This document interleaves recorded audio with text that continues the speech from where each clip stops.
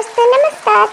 हाजिर हैं हम फिर से एक बार लेकर अपनी कहानी क्या भूल गए वो वादा का दूसरा और अंतिम भाग। कृपया जरूर देखिएगा दोस्तों। इसके पहले भाग में आपने देखा था कि किस तरह से धीरज और पूनम एक दूसरे से बिछड़ जाते हैं। अब हम आपको दिखाते हैं इस कहानी का आगे का भाग। कृपया हमारे साथ बने रहें दोस्तों। तो चलिए शुरू करते हैं हमारी इस कहानी का अगला और अंतिम भाग। क्या? मैं तो बहुत खुश हूँ, मेरी बहू माँ बनने वाली है। इससे ज़्यादा खुशी की बात मेरे लिए कोई नहीं हो सकती। हमारे घर में भी बच्चे की किलकारियाँ गूंजेंगी, मेरा घर खुशियों से भर जाएगा। एक बच्चे की ही कमी थी। वाह बहू, तुमने तो कमाल कर दिया। मैं बहुत खुश हूँ बेटा। अरे अब खुश होने से ही काम नहीं होगा, हमें बहू का खास ख्याल रखना पड़ेगा बेटा। तो इसके लिए खूब सारे फल फूल मेवा सब कुछ ले आ दे। हाँ, और मैं अपनी बहू को कोई काम नहीं करने दूंगी। अच्छा किया जो तो इसे लेकर यहाँ चला आया। अब ये यहाँ रहेगी आराम से और मैं इससे कोई काम नहीं करने दूंगी, जिससे मेरा पोता या पोती जो भी हो खूब स्वस्थ पैदा हो। चलो चलकर जल्दी जल्दी। अब बच्चे की आने की खुशी में इतना खुश हो गया हूँ ना कि चल के जल्दी जल्दी तैयारी करता हूँ और लोगों को भी बता देता हूँ कि मैं दादा बनने वाला हूँ। दादा और दादी बच्चे के कितने खुश हैं उसके आने से। आप भी बहुत खुश होंगे ना। अच्छा बताइए, आपको बेटा चाहिए या बेटी? बेटी हो तो मेरी जैसी हो और अगर बेटा हो तो आपकी जैसा हो, है ना? क्या कहूँ तुमसे, भगवान तुम्हें एक स्वस्थ बच्चा दे, चाहे वो बेटा हो या बेटी। मेरे मन में तो हमेशा से एक ही चाहत थी कि मेरे पहले बेटी हो और वो मेरी बेटी बिल्कुल पूनम की जैसी हो। मैं तो हमेशा से अपनी ज़िंदगी में यही चाहता था, इसी चीज़ के सपने देखे थे। अब तुमसे क्या ही कहूँ मैं। 5 साल बाद।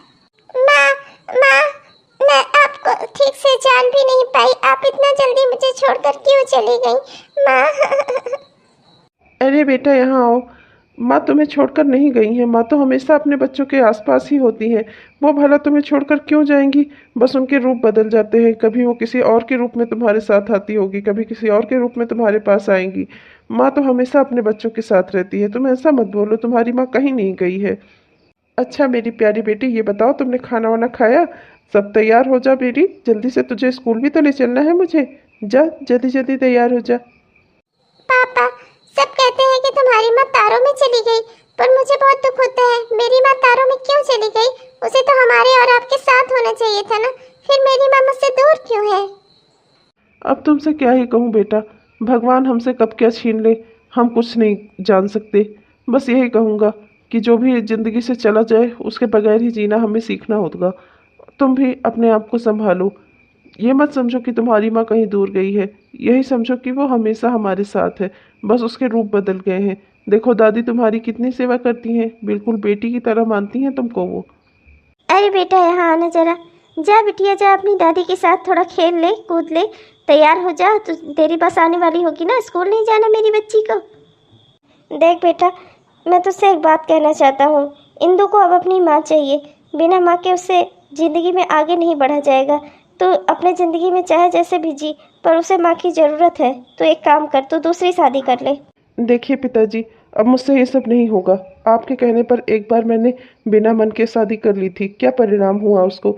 जब तक भी बिंदु जिंदा थी, हम उस आपस में कोई ज़्यादा हमारे खास व्यवहार नहीं था एक दूसरे के। हम बस एक दूसरे के साथ थे बस, और किसी तरह अपनी ज़िंदगी गुजारने की कोशिश कर रहे थे।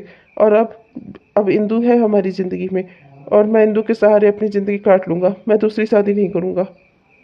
पर बेटा बात तो सुन, अभी तो तेरे सामने पूरी जिंदगी पड़ी है और इंदु को भी माँ की जरूरत है। तू समझ रहा है ना मैं क्या कह रहा हूँ? क्या हुआ जी, क्या हुआ?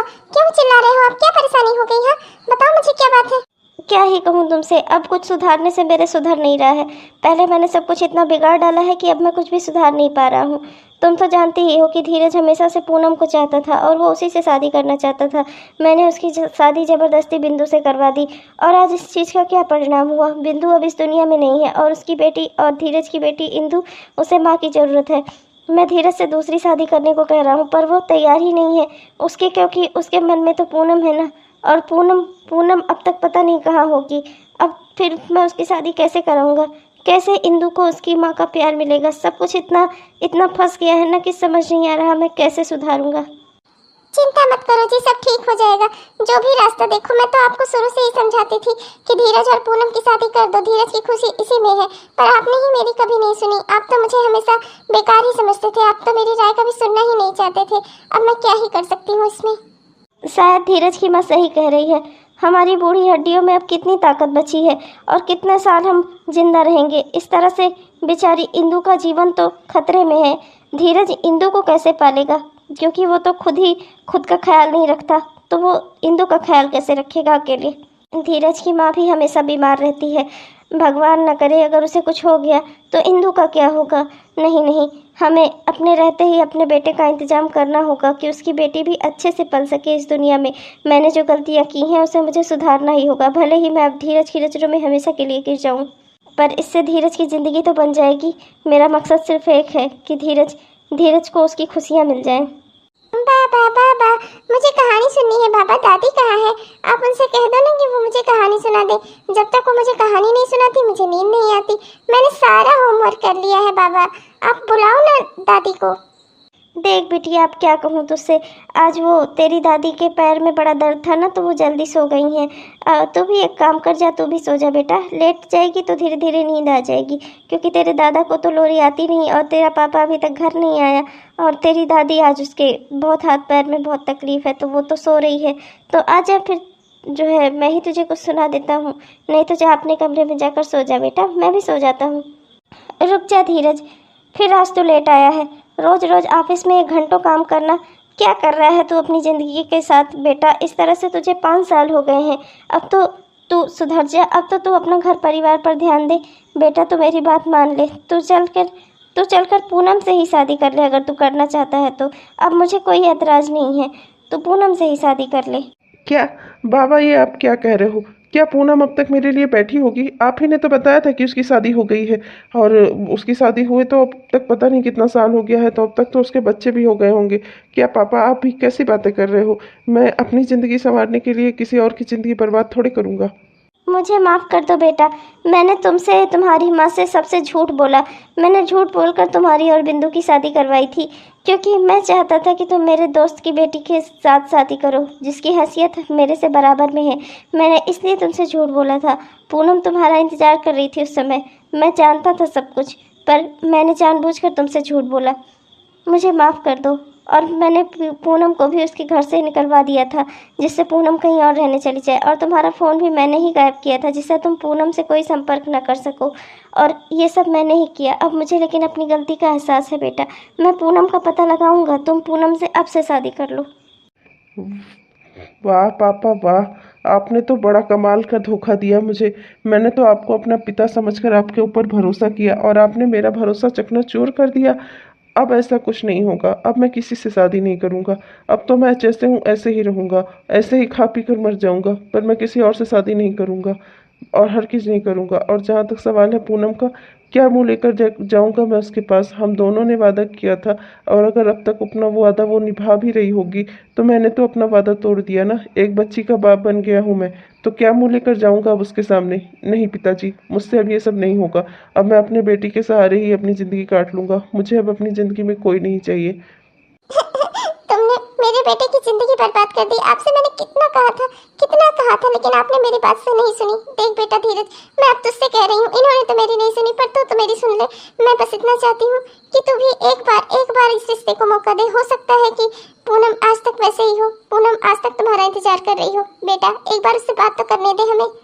मुझे माफ़ कर देना, मेरी वजह से आज तुम्हारा बेटा अकेला है, उसकी ज़िंदगी में इतना दुख है। तुम दोनों माँ बेटे के दुख का कारण मैं ही हूँ। मुझे सब कुछ समझ आ गया है, मुझे माफ़ कर देना। माफी से बड़ा होता है पश्चाताप। आपने मेरे बेटे की जिंदगी बर्बाद कर दी ना, मेरा इकलौता बेटा, उससे आपने उसकी खुशियाँ छीन ली। पर मैं अभी भी आपसे कह रही हूँ, माँ की दुआओं में बहुत ताकत होती है। आप पूनम का पता लगाइए, आज नहीं तो कल पूनम और धीरज फिर से एक दूसरे के साथ होने को राजी जरूर हो जाएंगे। मेरा मन कहता है ये। अरे भाई, घर में कोई है क्या? अरे रविंदर बाबू, घर में है क्या? अरे मैं आपसे मिलने आया हूँ, जरा निकलेगा कोई बाहर? हाँ जी, मैं ही हूँ रविंदर, बताइए क्या काम है? मैं तो आपको नहीं पहचानता, कौन है आप और कहाँ से आए हैं? क्या काम है आपको मुझसे? जी, मैं हाथ जोड़कर अपने बेटे धीरज के लिए आपकी बेटी पूनम का हाथ मांगने आया हूँ। कृपया करके आप अपनी बेटी पूनम की शादी मेरे बेटे धीरज से कर दीजिए। उसकी ज़िंदगी में मैंने आग लगाई थी और अब मैं सब कुछ सुधारना चाहता हूँ। मैं धीरज का बाप हूँ। आपने धीरज के बारे में तो सुना ही होगा। धीरज? अरे बेटा पूनम, तुम आ गई। मैं तुम्हारे बारे में ही बात कर रहा था। बेटा, धीरज आज भी तुमसे बहुत प्यार करता है। मैं तो चाहता हूँ कि तुम और धीरज शादी कर लो, इसीलिए मैं तुम्हारे पापा से तुम्हारा हाथ मांगने आया था। बेटा चलो, अपने घर चलो और चलकर अपना घर संभालो। जल्दी से मेरे बेटे से शादी कर लो। मैं इस रिश्ते को एक और मौका दे दो बेटा। आज तक तुम दोनों के बीच में जो भी गलतफहमियां हुई हैं वो सब मैंने की थी, मैंने करवाई थी वो सब। मुझे माफ़ कर दो। मैंने तुम दोनों को अलग करना चाहा, पर किस्मत को शायद तुम्हारा साथ ही मंजूर है। इस तरह नहीं अंकल जी, अब अगर धीरज को मुझसे शादी करनी है तो उसे मुझसे मिलने आना होगा। मैं उससे अकेले में कुछ बातें करना चाहती हूँ, तब मैं इस शादी के लिए बाद में हाँ या ना करूँगी। पहले मुझे धीरज से बात करनी होगी। ठीक है बेटा, तुम्हारा जो भी फैसला होगा हम सबको मंजूर होगा। तुम धीरज से बात करना चाहती हो ना, मैं आज ही उसे तुम्हारे पास भेज दूंगा। बस तुम एक बार मेरे कहने पर उसे मौका देना बेटी। बाकी अगर तुम्हारा फैसला कुछ भी होगा ना तो हमें वो सब मंजूर होगा। देखिए, अगर मेरी बेटी इस शादी के लिए हाँ करती है तो फिर मुझे भी ये रिश्ता मंजूर होगा। मैं बस अपनी बेटी की खुशी चाहता हूँ। इतने साल में मैंने हजारों रिश्ते ढूंढे उसके लिए, पर उसने किसी से भी शादी नहीं की। इस धीरज के लिए मैं चाहता हूँ कि मेरी बेटी एक बार उससे बात कर ले, अगर वो करना चाहती है तो। और आगे वो जो भी फैसला लेगी हाँ या ना का, उसके ऊपर कोई दबाव नहीं बनाएगा। मैं भी नहीं बनाऊंगा और आप भी नहीं बना सकते। धीरज, इधर नहीं देखोगे? इतने दिन बाद तुमसे मिलने बुलाया तुमको तो तुम मुझे देखकर उधर मुँह कर खड़े हो। देखोगे नहीं मुझे? पूनम, मुझे माफ कर दो पूनम, मुझसे गलती हो गई। इतने समय बाद तुम्हें देख रहा हूँ ना, हिम्मत ही नहीं पड़ रही थी तुम्हारे सामने जाने की, पर पिताजी ने कहा कि तुम मुझसे मिलना चाहती हो, इसलिए मैं तुमसे मिलने आया हूँ। बाकी पूनम, अगर तुम नहीं चाहती मुझसे शादी करना तो मैं कोई दबाव नहीं डालूंगा तुम पर, कोई ज़बरदस्ती नहीं है। तुम मना कर सकती हो। तुम्हारे पिताजी आए थे और उन्होंने सब सच सच बताया कि कैसे उन्होंने मेरे और तुम्हारे बीच में गलतफहमियां पैदा की और जिसकी वजह से हम दोनों अलग हो गए। पर मैंने तुम्हें कभी भी अपने दिल से नहीं निकाला धीरज। क्या लगता है तुम्हें, अगर मैंने तुमसे शादी कर भी ली तो क्या तुम्हारी बेटी कभी मुझे अपनी माँ मानेगी? वो छोटी सी नन्ही सी बच्ची कभी मुझे अपने माँ के रूप में स्वीकार कर पाएगी? हाँ, क्यों नहीं, बिल्कुल करेगी। तुम ही हो उसकी असली माँ। वो तुम्हारे साथ खुश रहेगी। उसे भी माँ का प्यार मिलना चाहिए, उसका भी अधिकार है जीवन पे, और मुझे भी, क्योंकि मुझसे गलती से सब कुछ छीना गया, धोखे से। क्या मुझे जिंदगी में दोबारा खुशी पाने का कोई अधिकार नहीं है? ओ धीरज, मेरी ओर से हाँ है फिर। माँ, पिताजी और इंदु, इंदु बिटिया, जल्दी बाहर आओ। देखो ना मैं किसे लेकर आया हूँ। आकर मिलो कि नहीं अपनी नई मम्मी से। मेरी प्यारी बच्ची देखो, सबसे पहले आ गई। पूनम, देख रही हो ना, यही है मेरी प्यारी सी बेटी। बेटी, ये है तुम्हारी नई मम्मी, पूनम मम्मी। तुम इन्हें छोटी माँ या मम्मी भी कह सकती हो। बेटा देखो, ये तुम्हारे लिए ही इस घर में आई हैं। क्या? देखिए पिताजी, मुझे कोई मम्मी मम्मी नहीं चाहिए। मैंने मांगी थी कि आपसे जो आप इन्हें लेकर चले आए इस घर में। मेरी सिर्फ एक माँ थी और वो इस दुनिया से जा चुकी है। वो तारों के पास चली गई है। सब दोस्त बताते हैं मेरे और कहते हैं कि जो सौतेली मम्मी आती है वो हमेशा बच्चों को सताती है। तुम मुझसे खूब काम करवाओगी, तुम मुझे परेशान करोगी, तुम यही सब करने आई हो, पर मैं ऐसा कुछ नहीं होने दूंगी। तुम मेरी कोई मम्मी मम्मी नहीं हो, समझी? तुम मुझसे दूर ही रहना। पर बेटा, एक बार मेरी बात तो सुनो। इधर आओ, मेरे पास आओ। मैं बताती हूँ तुम्हें। तुम मुझे अपनी मम्मी ना समझो। मैं कहाँ कह रही हूँ कि तुम मुझे अपनी मम्मी समझो। तुम मुझे अपनी दोस्त तो समझ सकती हो ना। यहाँ आओ मेरे पास। देखो, तुम मुझसे दूर रहो। मेरी कोई मावा नहीं है। जो मेरी माँ थी वो इस दुनिया से जा चुकी है और मैं उनकी जगह किसी को नहीं देने वाली। और मेरे सभी दोस्त बताते हैं कि सौतेली माँ बहुत दुष्ट होती है। तुम बहुत दुष्ट हो। अरे बेटी, एक बार उसकी बात तो सुन ले। तेरी नई माँ है वो। माँ के साथ ऐसा व्यवहार थोड़ी करते हैं। एक बार चल के उससे मिल तो ले बेटा। ये सब कुछ मेरी गलती है। मेरी गलती की वजह से आज उसकी सजा तुम दोनों और वो मासूम बच्ची भुगत रही है। मुझे माफ़ कर देना बहू, मुझे माफ़ कर देना बेटा। तुम, मेरी वजह से तुम दोनों की ज़िंदगी बर्बाद हो गई है और आज तुम लोग इतनी बड़ी तकलीफ़ में हो मेरी वजह से। जी, आप ही की वजह से, वरना आज मेरे बेटा बहू एक दूसरे के साथ होते और ये प्यारी सी बच्ची खुद पूनम की होती तो आज ये पूनम को अपनी माँ खुद मानती। मैंने तो तुमसे पहले ही कहा था कि कभी भी इंदु मुझे अपनी माँ नहीं मानेगी, पर तुम ही नहीं माने। देखो पूनम, समय को बीतने दो। समय हर बड़े से बड़ा घाव भर देता है। अभी वो बच्ची है, उसे अपनी माँ की याद आती है और उनकी जगह वो किसी को नहीं दे पा रही है। पर देखना तुम, आज से कुछ साल बाद तक धीरे धीरे वो सही हो जाएगी।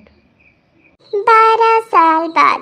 बेटा, एक बार कह दे मम्मी अपने मुंह से, बेटा मेरी प्यारी बच्ची।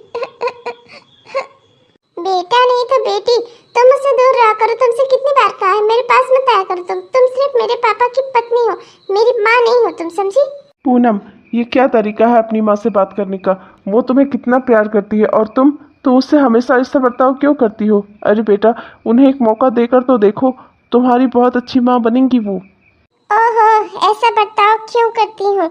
ये मेरी सौतेली माँ है और आप तो इनका फेवर लोगे ही। इनका फेवर लेके आप मुझे डांट रहे हो? हाँ हाँ, होना ही था ये एक ना एक दिन, मुझे सब पता था। अरे आप क्यों बोले बीच में? आपके बोलने की वजह से वो और भड़क जाती है।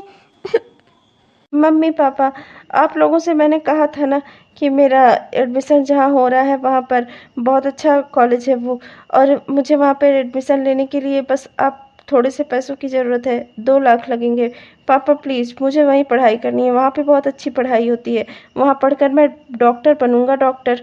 अब बस पढ़ाई के लिए मुझे 2 लाख रुपए की बहुत सख्त ज़रूरत है। पापा आप सुन रहे हैं ना? 2 लाख तो बहुत बड़ी रकम है बेटा, कहाँ से आएंगे? इतना इंतजाम कैसे होगा? ओहो, ये मेरा सौतेला भाई ये पैसा मांगने आया है। देखती हूँ कि कितना पैसा देती है ये सौतेली माँ इसको। देख रही हो पूनम, महंगाई कितनी बढ़ गई है। एक छोटे से कॉलेज में एडमिशन लेने के लिए 2 लाख रुपए लग रहे हैं। 2 लाख। सोच रहा हूँ कि जो एफडी हमने कराई थी, जो फिक्स पैसे हमने करवाए थे, उसे मैं तोड़वा लेता हूँ, जिससे हमें पैसे अभी जल्दी में मिल जाएं और फिर मैं अपने बेटे की स्कूल की फीस भर दूँ उन पैसों से। नहीं जी, बिल्कुल भी नहीं। वो पैसे कहीं भी खर्चा नहीं होंगे। वो पैसे मेरी बेटी की शादी के हैं और उन्हें मैं किसी और पे खर्च नहीं होने दूंगी। बेटी की फीस के इंतजाम की बात है ना कहीं से कुछ ना कुछ अरेंज हो जाएगा। मैंने जो भी गहने रखे हैं और इतने सालों में मैंने जो प्राइवेट जॉब करके पैसे कमाए हैं, इन्वेस्ट किए हैं, वो सारे पैसे सब मिलाकर हो जाएगा। उसके लिए मुझे अपनी बेटी को दुख देने की कोई ज़रूरत नहीं। मैं उसका कोई हक हिस्सा नहीं चाहूँगी कि उसका हक छीन कर हम उसके भाई को दें। क्या ये सौतेली माँ मेरे लिए पैसे बचा रही है? मेरी शादी के लिए इकट्ठा कर रही है? इसने अपने बेटे तक को पढ़ाई के लिए बाहर नहीं भेजा सिर्फ इसलिए कि इसके पास पैसे कम पड़ रहे हैं? हे भगवान, कहीं मैं कोई गलती तो नहीं कर रही इसे समझने में? वाकई में ये तो मुझे अच्छी लगने लगी है। अब इतनी देर हो गई, अभी तक आया नहीं राकेश। क्या बताऊं, एक एक सेकंड काटना मुश्किल हो जाता है। जल्दी आ जाता, मिल लेती, फिर चला चलती यहाँ से। अभी शाम होने लगेगी, वरना फिर कितना देर हम पार्क में रुकेंगे। सॉरी, तुम्हें बहुत इंतजार करना पड़ा ना। आई एम सो सॉरी, थोड़ा वो काम में फंस गया था। और बताओ कैसी हो? ठीक ही हूँ तुम्हारे बगैर, पर तुम तो जानते हो ना, अब मैं चाहती हूँ कि जल्दी से जल्दी हम दोनों शादी कर लें और एक दूसरे के साथ रहें, तभी मैं खुश हो पाऊंगी और ठीक हो पाऊंगी। ठीक है, बिल्कुल, क्यों नहीं। मैं भी यही चाहता हूँ। मैं कल ही तुम्हारे घर पर तुम्हारे पापा से और तुम्हारे दादा दादी सबसे बात करता हूँ चलकर। तुम्हारी माँ से भी मिल लूँगा वहीं पर। देखिए आप लोग, मुझे गलत मत समझिएगा। मैं उससे बहुत प्यार करता हूँ, इंदु से। मैं उसके बगैर रह नहीं सकता और मैं प्राइवेट जॉब भी कर रहा हूँ। मैं बस आप लोगों से हाथ जोड़कर इतना ही कहना चाहता हूँ कि मेरे रहते कभी भी इंदु भूखी नहीं सोएगी। मैं पूरा उसके घर पे, उसके सर पे छत का इंतजाम रखूँगा, उसके लिए घर का इंतजाम रखूँगा। खाना, रोटी, पानी, उसे कभी कुछ भी कमी नहीं होगी मेरे साथ। भले ही मैं आप लोगों के बराबर रईस आदमी नहीं हूँ, मेरे बिजनेस नहीं है, पर मैं छोटी सी प्राइवेट नौकरी में ही बहुत खुश हूँ और मैं उसे भी पूरी खुशी दूंगा। पूरी केयर करने की पूरी कोशिश करूँगा। वो सब बात तो ठीक है बेटा, पर तुम जानते हो ना हमारे यहाँ शादी सेम खानदान वालों में होती है, जैसे कि जो हमारे बराबर के हैसियत वाला होता है उससे। और मैं भी अपनी पोती की शादी किसी ऐसी जगह करूँगा जो हमारे हैसियत का लड़का हो। तुम समझ रहे हो ना मैं क्या कहने की कोशिश कर रहा हूँ? बाकी तुम अभी यहाँ से जाओ। लेकिन अंकल जी, आजकल के ज़माने में ऐसी बातें।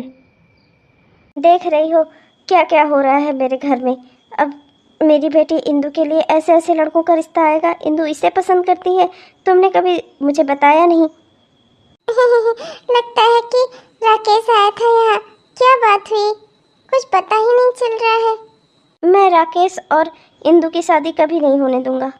ये मेरा फैसला है, क्योंकि वो लड़का राकेश वो हमारे बराबर के खानदान की हैसियत वाला नहीं है, और हमारे यहाँ शादी सिर्फ बराबर के हैसियत वाले लोगों में ही होती है। पर आप मेरी बात तो सुनो, एक बार सुनो तो समझने की कोशिश तो करो। मुझे लग रहा है धीरज और पूनम की कहानी एक बार फिर से दोहराई जाने वाली है इस घर में। आप सब कुछ देख रहे हो ना, आप सब कुछ समझ रहे हो ना, तो आप ऐसा कैसे होने दे सकते हो?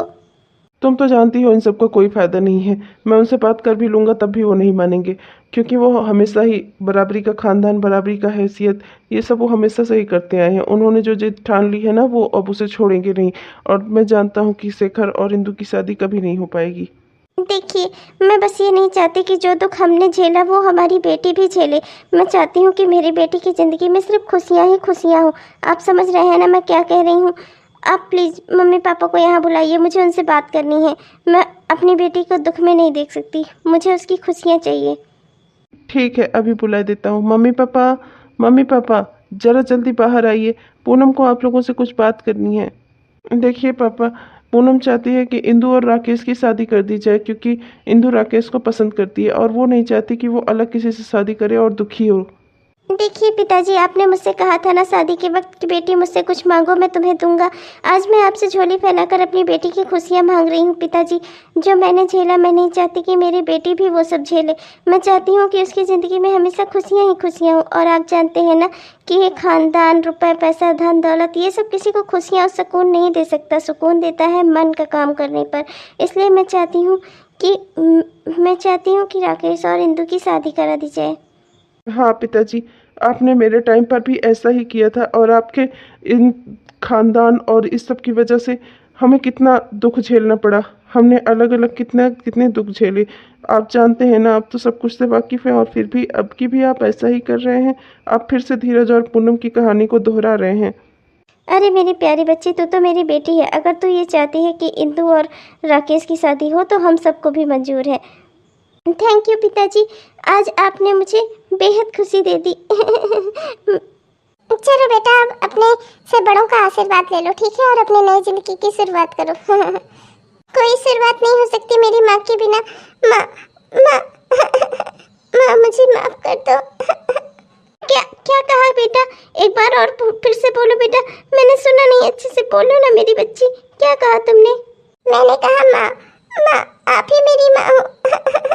पिताजी सही कहते थे कि माँ हमारे बीच में लौटकर किसी न किसी रूप में जरूर आएगी। वो आपके रूप में आई मेरे पास और मैं उसे पहचान नहीं पाई। माँ, आज तक मैंने आपको बहुत दुख दिया, मुझे माफ कर देना माँ। अरे कोई बात नहीं मेरी प्यारी बेटी, मैं तो तुम्हें हमेशा से अपनी बेटी मानती थी, और मैं तुम्हारी ज़िंदगी में कोई भी दुख कभी भी नहीं आने दूंगी, क्योंकि मैं तुम्हारी माँ हूँ और मैंने तुम्हें हमेशा अपनी बेटी माना है। चलो फिर सब खुशी मनाओ, आज माँ बेटी का भी मिलन हो गया, आज हमारा परिवार पूरा हो गया। हाँ बेटा, मैं तो तुम्हारे मुँह से माँ शब्द सुनने के लिए तरस गई। आज मैं बता नहीं सकती मेरे लिए कितना खुशी का दिन है। आज मैं भगवान का बहुत शुक्रिया अदा करूँगी। ज़िंदगी में भले ही देर लगी, पर उन्होंने मुझे सारी खुशियाँ दे दी। बहुत बहुत धन्यवाद प्रभु आपका। हाँ माँ, मैं भी बहुत खुश हूँ कि भगवान ने मुझे आप जैसी माँ दी, जिसने हमेशा मेरी खुशियों का ख्याल रखा। हेलो दोस्तों, नमस्कार। कैसे हैं आप सब? उम्मीद करती हूँ कि बहुत ही बढ़िया होंगे। आपने हमारा यह वीडियो पूरा देखा, इसके लिए आपका बहुत बहुत धन्यवाद। तो कैसा लगा आपको? अगर पसंद आया तो कृपया लाइक जरूर कीजिए दोस्तों। और हाँ दोस्तों, हमारे इस चैनल को सब्सक्राइब भी जरूर कर लीजिएगा, कृपया भूलिएगा नहीं दोस्तों। अच्छा दोस्तों, चलती हूँ, मिलूंगी आपको अगले वीडियो में। तब तक के लिए बाय बाय।